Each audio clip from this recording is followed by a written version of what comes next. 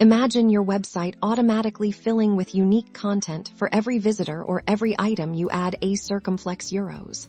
That's the power of Webflow's dynamic content. And today, we're unlocking its specific field magic. Let's dive into how to pull and display specific data from your Webflow CMS collections, making your website truly data-driven and infinitely customizable.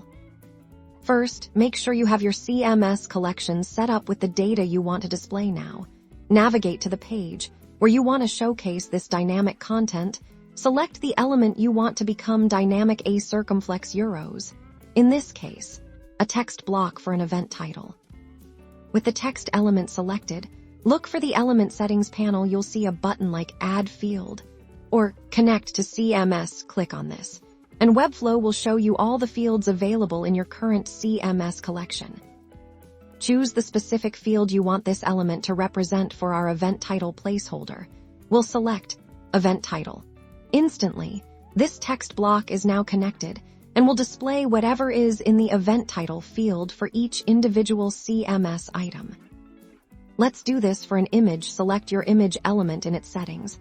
You'll find a source option. Click the connect icon next to it.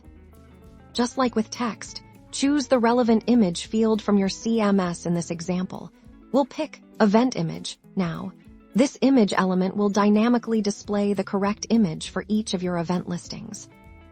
Repeat this process for any other data you want to display a circumflex euros, dates, descriptions, prices, anything.